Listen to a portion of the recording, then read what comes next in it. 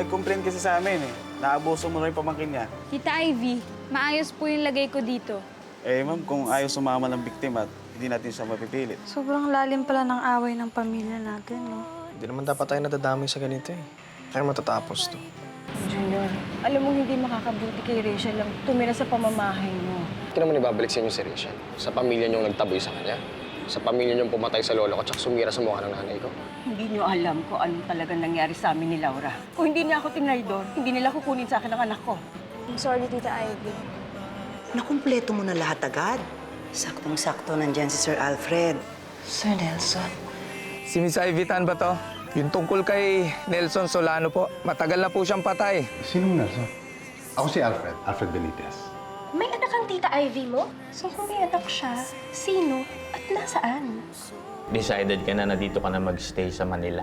Taga dito naman talaga ako. At patay na yung asawa ko sa Amerika. Wala na akong babalikan doon. Mas masahol pa sa buhay impyerno ang ibibigay ko sa'yo dito. Kung pinigilan mo lang si Rachel, di sana nandito pa rin siya at wala doon sa lungganong hayop na Laurang yon! Eh kung hindi mo siya pinamigay at hindi ka nagpapabibo kay Papa, di sana nandito pa siya. Ngayon, sino ang walang kwentang ina? Tumigil na sa paghihintay.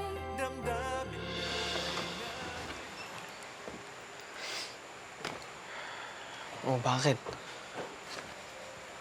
Wala. Inaway ka na naman ni nanay, no? Hindi. May naalala lang ako. Rachel naman eh. Ano magkakila? Nakwento na sa akin ni Gigi. Kamagala, kakausapin ko si nanay, ha? Jun, wag na. Okay lang ako. Rachel naman eh. June, kapag kinausap mo kasi si Aling Laura, magiging issue pa yun. Mas lalo siya magagalit sa akin. Pero Rachel, June, wala nang pero-pero. Ayoko na ng gulo. naiintindi ko lang naman ikaw eh. Hanggang kailan ba matatagalan si nanay? Hanggang matanggap niya na akong asawa mo. Ngayon, mas lalo ko nang dapat pagtiisan yung mga galit niya kasi mas naiintindihan ko na siya. Bukod sa inagaw ko sa kanya yung pangarap niya sa'yo, sobrang laki pala talaga ng kasalanan ng family namin sa kanya. So I have to appease with her. Gagawin ko lahat para lang makuha yung loob niya.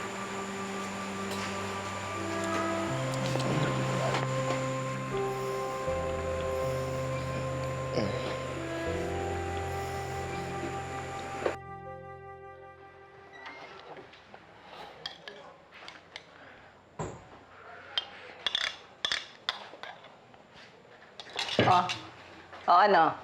Nagsumbong na ba yung asawa mo sa'yo magaling? Hindi siya yung nagsumbong sa akin, ay si Gigi. Kita mo talaga itong kapatid mo, ano? Lumalaking chismosa. Hindi naman siguro, Nay. Baka naman naawa lang sa ate Rachel niya kasi lagi niyo nga pinapagalitan. Ba't naman hindi?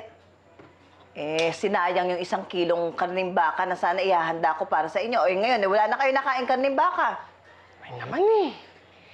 Eh, mas masarap naman yung pinaksiw mong bangus kaysa sa baka. Diyos! Binola mo pa ako. Gusto mo lang naman kasi ipagtanggol yung asawa mo eh, para hindi ako masyadong magalit sa kanya. Ano, hindi ah. Ako hindi. Naku, mas champion kasi talaga yung mga niluluto mong paksiw, Nay. Pero mas masarap yan kapag pagka binawas-bawasan mo konti yung galit mo, lalo na kay Rachel. Oo. Ayun na nga yun. Ayun din ang bagsak nun. Gusto mo lang na ipagtanggol yung asawa mong magaling. Ay naman eh. Pag si Rachel kasi nagkakamali, tulungan niyo yung tao. Huwag naman yung bubungangaan niyo. Nahina-hinay naman kasi. Tsatsagain niyo lang naman yung tao eh. Teka, meron bang nagagalit na hinay-hinay tsaka mahinahon? Di ba wala? Kasi na ano eh.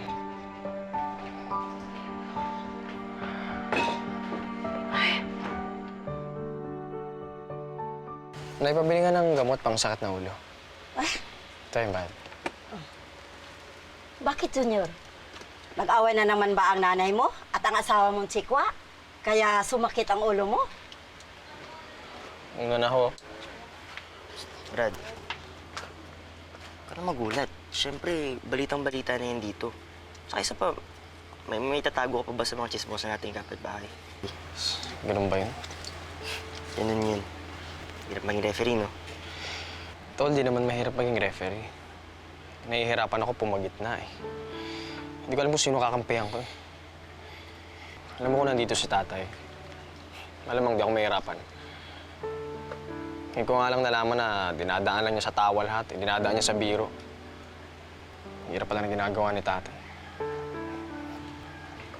Eh di, kung sino yung tama, yun yung kapihan mo. O di parang sinabi mong si nanay lagi kausapin ko. Papagalitan ko siya dahil lagi niyang pinapagalitan si Rachel, gano'n? Eh ano nga gagawin mo? Wala naman ako bang pwedeng gawin, kundi pumagit na. Kailangan kong ayusin.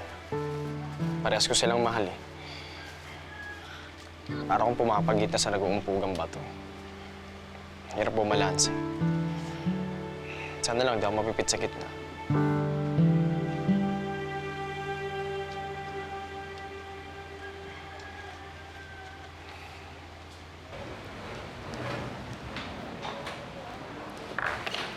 Oh, ayan.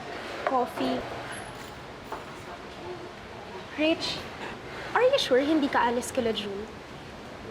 So, kaya mo ba ako tinitweet ng coffee dahil hindi ka talaga makapaniwala? Isa na yun. Well, Rich, baka pag nagtsikahan tayo kila June, pati ako pag-initan ng biyanan mong witch. Di naman siguro. Kung ako sa'yo, alis na ako doon before it's too late. Cheska, paulit-ulit na lang tayo. As I've told you, hindi ako aalis sa bahay ni na June hanggat hindi ako natatanggap ni Nanay Laura. Hindi ako aalis doon hanggat hindi niya napapatawad yung pamilya ko. Hindi, wow. Ano na nangyari sa best friend ko? Asa na yung palaban na Rachel? Yung hindi pa martyr? Yung naka-dark red lipstick? Asa na yun?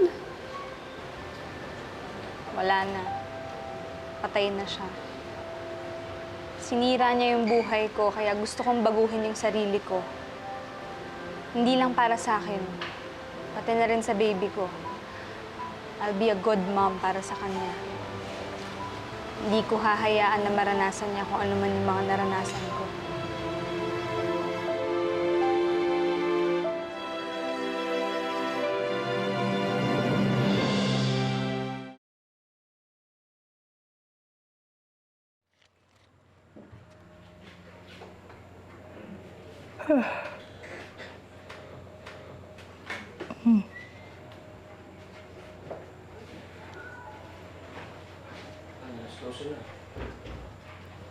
Pahinga na kayo. Hindi, kaya ko to, anak. Nay, baka naman magalit sa'yo si tatay niyan. Sabihin, hindi pa siya nagpapasyam. Haliga ka na masyado. Ay, naku, anak. Hindi magagalit ang tatay mo sa akin dahil mahal na mahal ako nun. At saka isa pa, lalo namang sigurong hindi niya magugustuhan na hindi pa nga natatapos yung 40 days niya. Nakakagat na tayo sa pasimano dahil sa tindi ng gutom natin. Oh.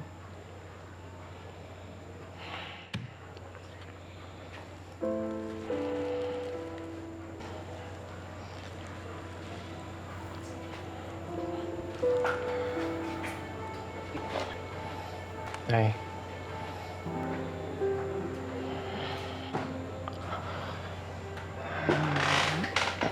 Bago ka matulog, pwede umiyak, ha? Namimiss mo si tatay. Libre lang yan. Nang bayad yan, ay.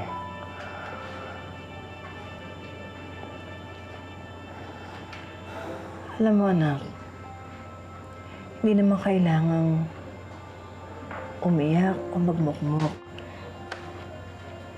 para maipakita ko na nagluluksa ako para sa tatay mo. Kasi para sa akin yung pagluluksa, Nasa loob yun eh. Hindi mo kailangang magpakitang tao o ipakita sa labas. Nandito yun. Sa puso. Sige na. Maganda ka na nga. O, matulog ka na. Para makapasok ka ng matino bukas. O, hindi. Mamaya na pala. Papasok ka pa. Matulog ka na. Sige na lang. Tapusin mo na yung magpahinga ka na, ha? Masyado naman masipag si nanay, ha? Pinag-aalala mo si tatay sa taas. Tulog nanay, ha?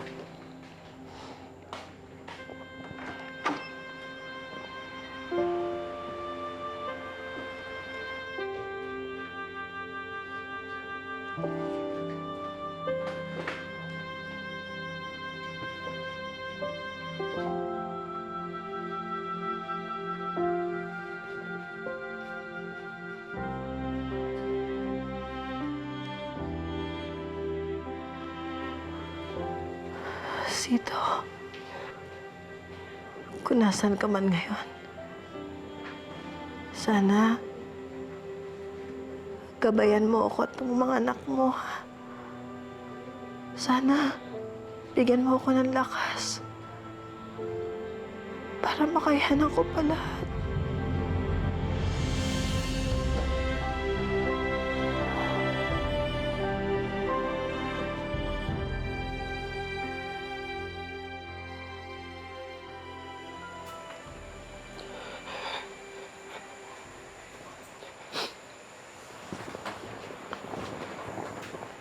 Jun? Hoy, umiiyak ka ba?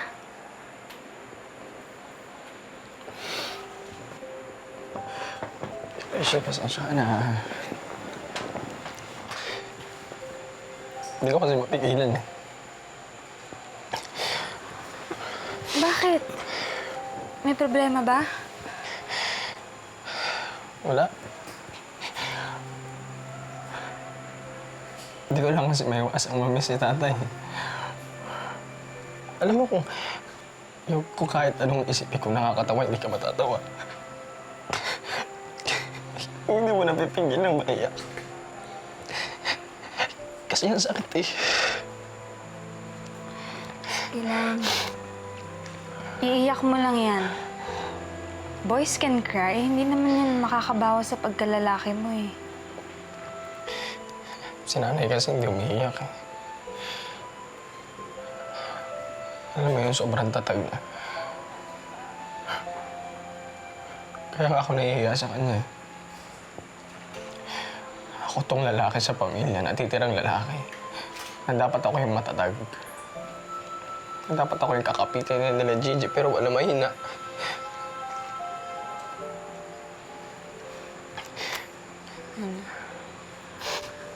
June, matatag ka. At napatunayan mo na sa akin yan. Di ba nga sa'yo ako kumapit kaya ako nakasurvive ngayon? Matatag ka. And this is the right time para ipakita mo sa pamilya mo at sa kanilang lahat yung katatagan mo.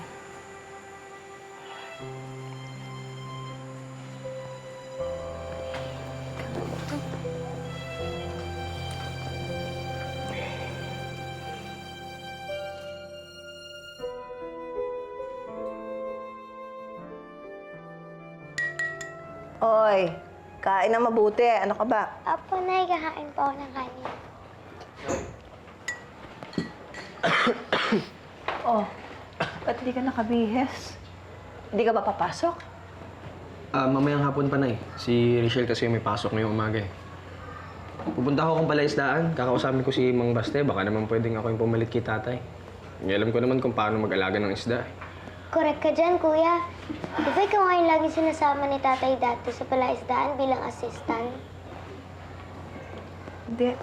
Hindi pwede. Hindi ka magtatrabaho. Ipagpapatuloy mo ang pag-aaral mo. Malakas pa naman ako eh. Kaya ko pa magtrabaho, kaya ko pa kayong buhayin. Nay, may pamilya na ho ako. Sayot sa gusto natin. Kailangan ko na magtrabaho para sa kanila. Eh, ayoko na mangiasa sila sa inyo. Hindi. Ay, Mag-aaral ka. Junior. naman eh, oh. Ay, Junior, wag kang pasaway, ah. Ay, pumayag na kasi. Sige na. Ngayong wala na si tatay, kailangan kong tumayo bilang padre di pamilya dito. Suportan nyo lang yung kailangan ko na, ha? Promise, kaya ko. Pagsabayin yung pag-aaral ko tsaka yung pagtatrabaho, maniwala lang kayo, ha?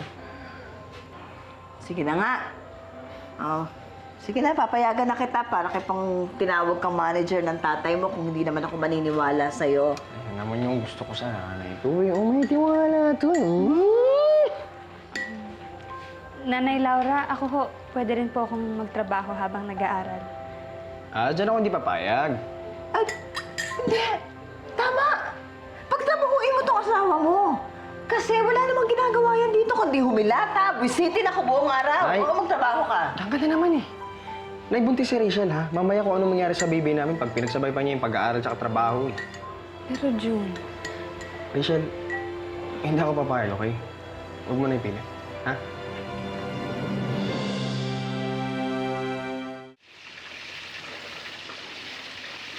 Nay, Ano? Ayun ang baon mo. Nakita mo nasa lamesa? Kunin mo na. May ginagawa ako. Huwag mo ako istorbohin dito. may ipapakiusap lang po sana ako sa inyo. Baka po kasi pwede niyong kumbinsihan si Junior na payagan ako magtrabaho. Alam mo, kung ako lang ang masusunod, wala akong pakialam kung maganda kuba-kuba ka sa kakatrabaho mo. Eh kaya lang yung anak ko na nagdesisyon, eh wala na akong magagawa. Maliit pa naman po kasi yung tiyan ko eh. Kaya ko pa po magtrabaho. Gusto ko lang po makatulong sa expenses dito sa bahay. Makakatulong ka sa akin. Kung aalis ka rito sa tapat ko, layasan mo ko at tigilan mo ang pambibwisit sa akin. Ha? Umalis ka na, hindi ka naman makakatulong dito eh! Pero Nay, di ba dati tinanggap niyo naman po? Oo, dati! Nung araw! Pero hindi na ngayon! Simula nung nalaman ko nakadugo mo yung impaktang sumira sa mukha ko at pamilya mo pala ang pumatay sa nanay ko. Eto, nakikita mo itong mukha kong to? Di ba? Ayan ang peklat, oh. Hanggang hindi nawawala itong malaking peklat na to sa mukha ko, hindi gagaan ang loob ko sa'yo. Naintindihan mo ako? Kaya mabuti pa siguro umalis ka na sa harapan ko. Kung hindi, isasaboy ko itong mantika sa pagmumukha mo. Gusto mo, ah? Nay. Ano?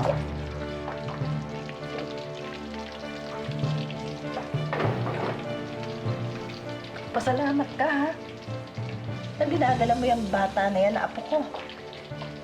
Kung hindi, tumantikang to, nakasaboy na sa buong katawan mo. Lapnos na ang buong katawan mo. Lumayas ka na nga sa harapan ko! Kulit. O, bahala ka dito.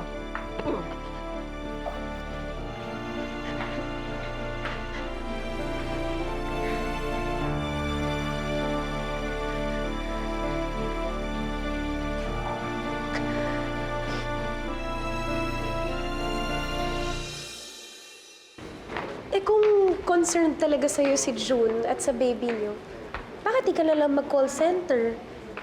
Nakaupo ka lang dun. Cheska naman, may shifting doon, di ba? Eh, paano kung graveyard shift yung mapunta sa akin? Hindi pwede magpuyat yung mga buntis. Wala pala. Eh, dun sa kumpanya niyo ng Tita Ivy, for sure hindi ka papahirapan dun. Paano namang hindi nag-iisip to si Cheska eh? Eh, di syempre lalo kong pag-iinitan ni Nanay Laura. And as if naman tatanggapin ako ng lolo ko sa kumpanya niya. Wala ka ng choice kundi magstay na lang sa bahay niyo. Pero gusto ko kasi matulungan yung family ni June eh. Lalo na si Junior. Ngayon na sobrang nangangailangan siya, tapos hindi ko siya matulungan. Concern lang ba talaga yung nararamdaman mo kay Junior? Or love na yun? Ito sa'yo.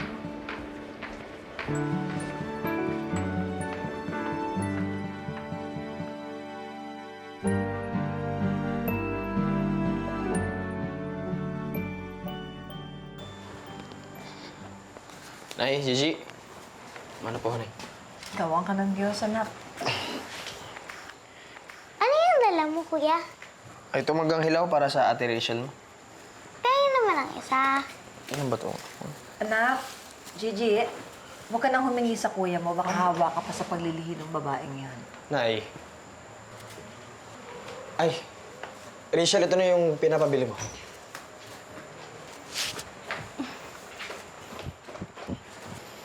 Hanggang hilaw ba yan? Thank you. Bakit ka nakatitig? Alam ko na.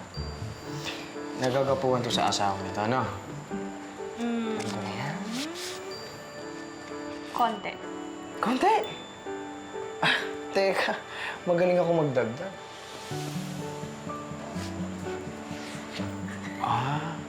Oo na, sige na. Gwapo ka na. Kaya lang, Kaya lang, para kasing hindi na manggang hilaw yung gusto ko eh. Parang mas gusto ko na yung pomegranate. patay tayo dyan. Wala tayo. Sige, bukas magpapahanap ako kay Puloy. Parang samantalayan mo na. Anong pinapabili mo? Talaga? Pomegranate? Ano? Pomegranate. Pomegranate? Napaka-kerengking naman itong asawa ng kapatid mo. Akala mo naman, prinsesa. Mga imported pa ang pinaglilihian. Akala mo naman, stateside na ipapanganak niya. Kuya, baka naman pwede bang tawaran pa? Baka kaya pa. Sensya na, Junior. Kukunti lang kasi ang huli. Sige ho.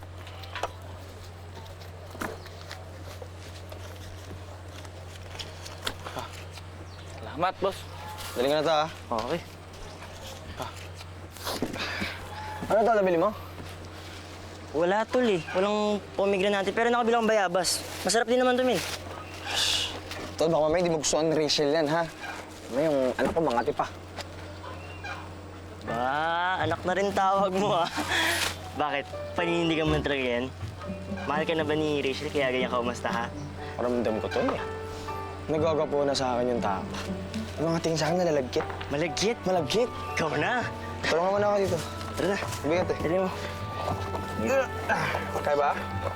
Ako paano to? Sige.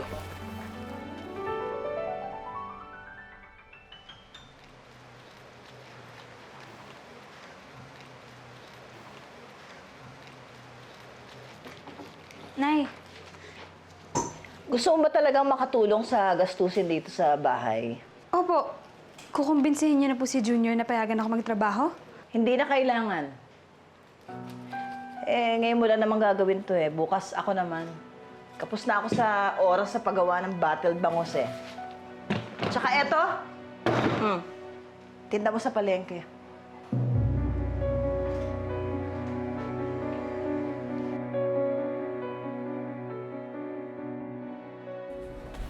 Ay, ma'am, 11 a.m. pa yung meeting mo.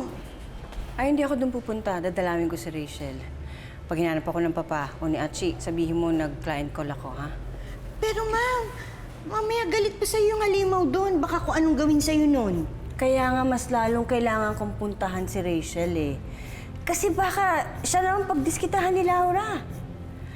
Now I realize na maling-mali ang ginawa ko. Dapat sinayawan ko na lang yung tugtog niya para hindi si Rachel na naiipit. Okay?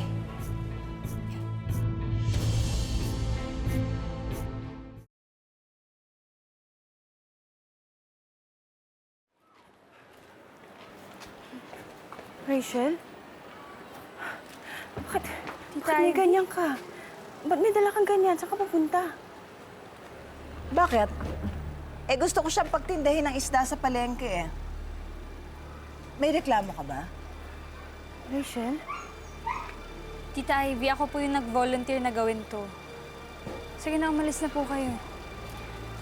Oh. Di ba narinig mo yung pamangkin mo?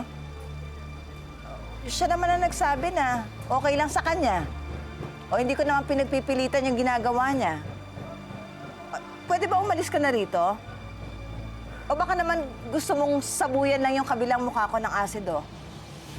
Laura, please. Huwag mo tong gawin kay Rachel. Sa akin ka galit eh. Akong gantihan mo. Pero huwag mong idamay dito si Rachel. Wow! Nakikiusap sa isang pulubing katulad ko. Ang Diyosa ng langit na katulad mo. Aba, parang hindi ako makapaniwala. Laura, please. Please. Hindi. Umalis ka na rito, pwede ba? Gagawin ko ang gusto kong gawin sa pamangkin mo. Pwede? Umalis ka na rito? Rachel. Ano ba? Nay Laura, tama na.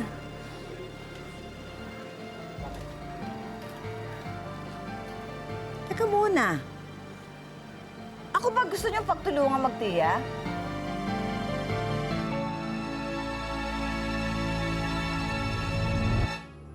Nay, pinagtinda niyo si Rachel ng isda sa palengke? Ngayon lang naman niya gagawin ito, bukas ako naman. Pero Nay, mabigat yung timbang may lamang isda. Buntis yung tao eh. Mamaya ko nang mangyari doon. Ate, mag-liquid ka na, ate! Dalawa ko rin makakahuli ka!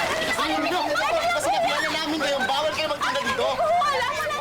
Bakit ka umiiyak? Ano ba nangyari? Tinatanong kita, ano ba nangyari? Nakuha po kasi ng pulis po yung mga paninda. Ano? Ikaw talaga, takot ako! Ano ba? Ano ba? Nay, bakit may sugo? Nay! Angkong, trust me, if you could just give me a higher position sa kumpanya natin, I think I could do better. Si Rachel lang naman ang irresponsable sa pamilya natin. Narinig ko yung usapan niyo ng papa kanina. Huwag mo nang i-down si Rachel para lang tumaas ka. Bagsak na ang anak ko, kaya utang na loob. Huwag mo na siyang tapakan. Pwede? Sundain niyo na po ako. Sasama na po ako sa inyo.